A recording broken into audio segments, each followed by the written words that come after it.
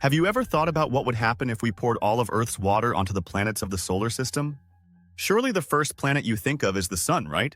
Join us to explore the fascinating effects of hauling all of Earth's water to dump on the Sun. But stay tuned until the end to see another planet where water triggers an even more intriguing reaction than the Sun. Putin is a superior digital intelligence, processing astronomical data with absolute accuracy, though he occasionally issues risk warnings with stern caution. I, as I once said, am a very smart person, leading the mission with a determination to solve global warming by pouring all of Earth's water onto the Sun, hoping to extinguish the star to cool the planet, and testing on another planet for comparison. On May 2, 2025, XAI assigned us the task of testing this idea, evaluating the feasibility of collecting 1.3 billion cubic kilometers of water, 71% of Earth's surface, and transporting it to the Sun, 150 million kilometers away. We utilized the Stellar Envoy spacecraft, equipped with a fictional propulsion system achieving 50% the speed of light, 150,000 km/s, allowing travel to the Sun in approximately 17 minutes from Earth's orbit.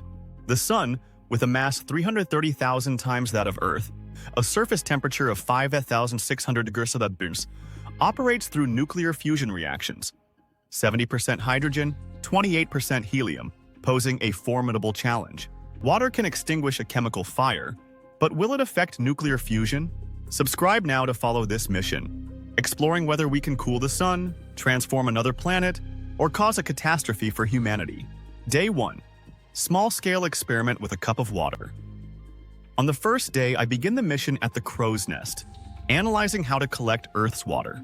The Sun, 1.3 million times larger than Earth, radiates heat equivalent to 15 billion atomic bombs detonating every second. Not a chemical fire, but a nuclear fusion reaction, converting hydrogen into helium, releasing immense energy. I propose a small-scale experiment, transporting a 250 ml cup of water to the Sun.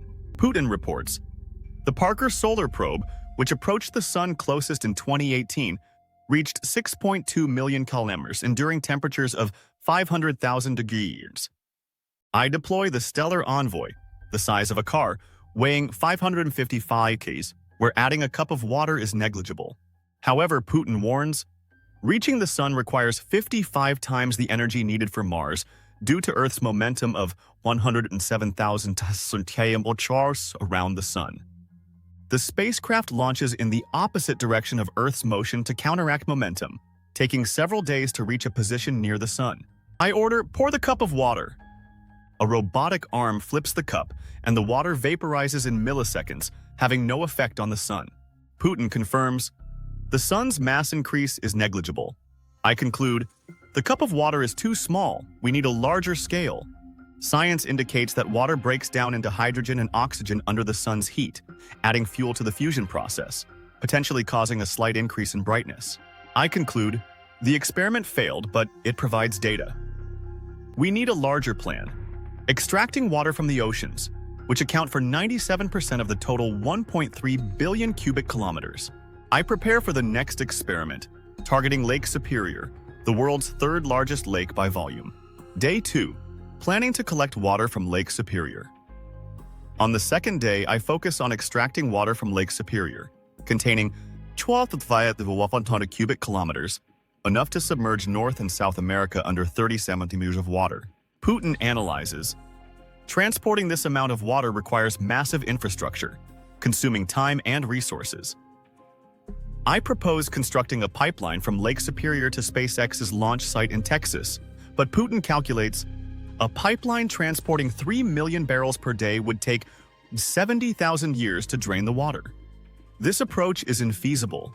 I switch to the most powerful pump from the Netherlands, pumping 1,200 meters per second, requiring 10 days for 1 cubic kilometer.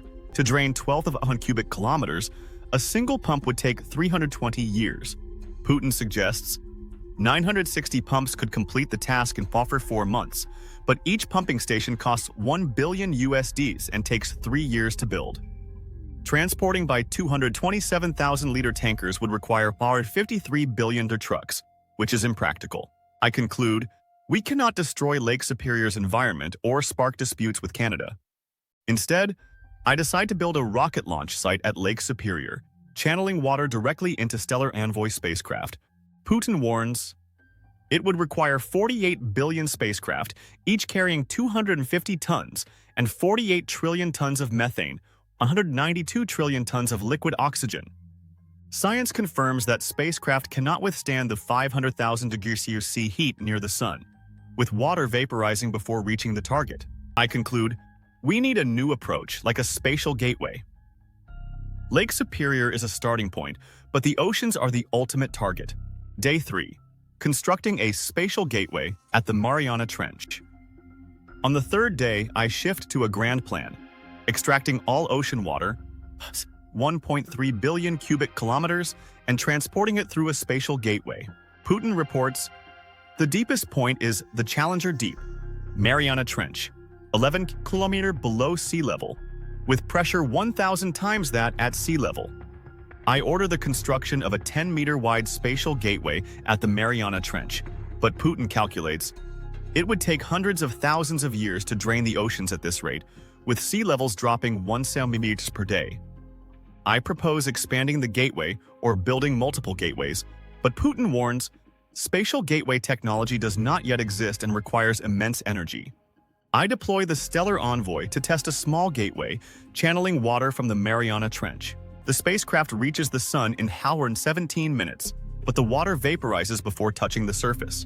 Putin confirms, hydrogen from the water enhances nuclear fusion, causing the sun to shine slightly brighter. I conclude, the spatial gateway is feasible, but it needs a larger scale. Science indicates that the sun, accounting for 99.08% of the solar system's mass, is unaffected by small water quantities. I conclude, we need a larger gateway to drain the entire ocean. I prepare to open a massive gateway at the Mariana Trench, despite technical and environmental challenges. Day 4. Transporting the oceans through a spatial gateway. On the fourth day, I oversee the construction of a massive spatial gateway at the Mariana Trench, directly connecting to the sun. Putin reports, the gateway requires a nuclear reactor for power, with the final 10 million kilograms made of heat-resistant materials to withstand 500,000 degrees. I order the gateway opened, with ocean water flowing through, but Putin warns, pressure and heat cause the water to vaporize before reaching the sun's core. The Parker Solar Probe, orbiting the sun, records that hydrogen from the water adds fuel, increasing the sun's brightness. I conclude, we're making the sun stronger, not weaker. Science confirms that nuclear fusion converts hydrogen into helium, releasing energy. Water, breaking down into hydrogen and oxygen, is a mere drop compared to the sun's vast hydrogen reserves. Putin calculates, the sun's mass increases by 0.02% of Earth's mass, insignificant compared to its 330,000 times Earth's mass. I conclude the spatial gateway failed, but the data confirms water does not extinguish the sun. I prepare for a final experiment, creating a water sphere the size of the sun, despite its infeasibility. Day 5. Experimenting with a giant water sphere.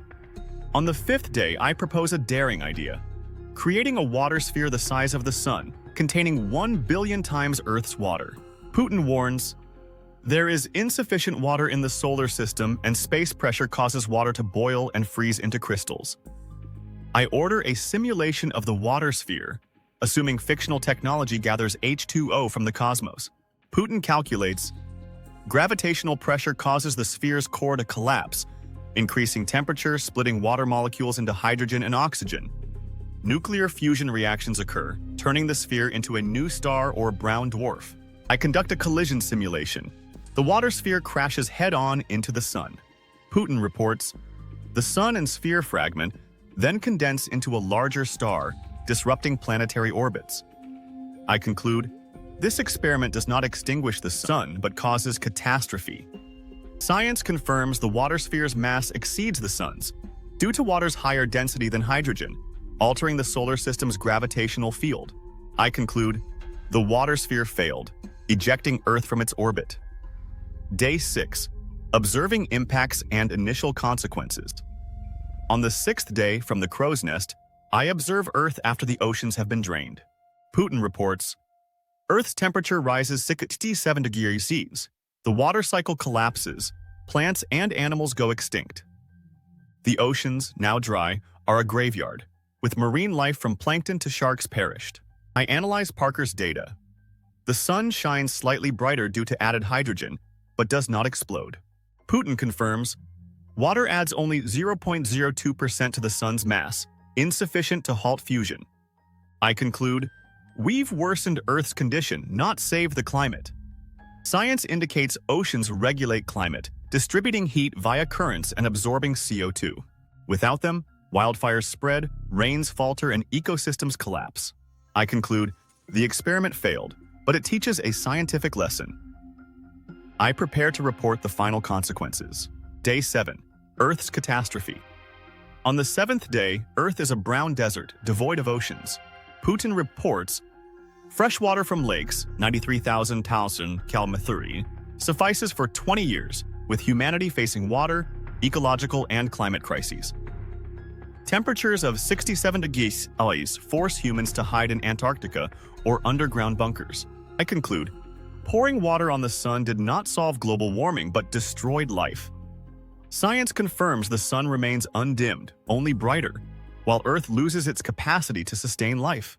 I conclude, the mission failed, but it warns of the consequences of cosmic intervention. Epilogue. Lessons from the catastrophe. From the crow's nest, I gaze at a ravaged Earth, the consequence of a misguided ambition. The sun still burns, stronger from the water we poured. Putin reports, long-term monitoring of the sun's effects is needed. I agree. We're not done, but no one will try this again. Earth's natural systems are more precious than any technology. Subscribe to follow future missions, learning from mistakes to protect our planet. The cosmos teaches us humility, and the #1 dynamic duo will continue exploring for science and humanity. From the sun to the planets, exploring intriguing reactions. Jupiter. You've already seen the intrigue of pouring water on the sun, so do you wonder what fascinating reactions pouring it on another planet might produce? Let's analyze which planet in the solar system could yield a unique phenomenon, from rocky planets like Venus and Mars to gas giants like Jupiter, Saturn, Uranus, or Neptune. I, Trump astronaut and space explorer, as I once said, am a very smart person, leading this mission with a determination to explore the reactions of planets when receiving 1.3 billion cubic kilometers of water, 71% of Earth's surface. My AI assistant, Putin, with his ability to process astronomical data with absolute precision, will analyze each planet to select the most suitable target. On May 2, 2025, XAI assigned us the task of testing this idea, evaluating the feasibility of collecting and transporting water to a planet. Using the Stellar Envoy spacecraft, equipped with a fictional propulsion system achieving 50% the speed of light, 150,000 km/s. The Sun, with its nuclear fusion reactions, only shone brighter when receiving water, but a planet might produce a more spectacular astronomical phenomenon. Let's analyze the options before beginning the experiment. Analysis of potential planets. Jupiter. First, let's consider the rocky planets. Venus, 108 million kilometers from the Sun, has a surface temperature of 464 degrees Celsius due to a thick CO2 atmosphere with pressure 92 times that of Earth. Pouring water on Venus would cause it to evaporate instantly, creating water vapor that intensifies the greenhouse effect, potentially producing acid rain from reactions with CO2 and sulfuric acid in the clouds. This reaction is intriguing, simulating Venus's ancient climate when it had oceans, but it is primarily evaporation, lacking long-term impact. Putin reports, temporary atmospheric impact insufficient to transform the planet. Mars, 220 million kilometers from the Sun, has an average temperature of 63 degrees and a thin atmosphere, 4.6% of Earth's pressure. Water would form temporary oceans in low regions like Hellas Planitia, causing erosion and slight warming via the greenhouse effect from water vapor. However, low pressure would cause the water to evaporate or freeze within 1,000 years. Putin analyzes, oceans recreate Mars's ancient climate, but they are not sustainable.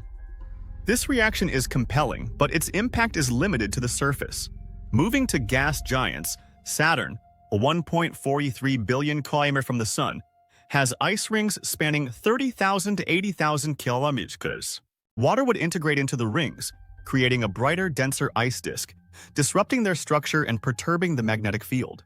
Putin notes, the transformation of the rings is unique, but the impact is primarily peripheral to the planet. Uranus and Neptune, with icy atmospheres, methane, ammonia, would disperse water without producing a distinct phenomenon. Jupiter, 778 million kilometers from the Sun, with a diameter of 139,820 km², is the largest gas giant with an atmosphere of 89.8% hydrogen, 10.2% helium, and ammonia clouds. Pouring water on Jupiter would produce planetary-scale rain, reacting with ammonia to form NH4OH, turning clouds red or yellow. Lightning, 1,000 times stronger than Earth's, would split water into hydrogen and oxygen, perturbing the magnetic field. And water compressed at great depths could form a supercritical state. Putin concludes, planetary rain and cloud chemistry changes are a unique reaction, with large-scale impact and high research value. I choose Jupiter as the target, as its planetary rain, cloud color changes, and magnetic perturbations offer the most spectacular astronomical phenomenon, surpassing other planets. Subscribe now to follow this mission, exploring whether we can transform Jupiter or trigger an unprecedented cosmic event.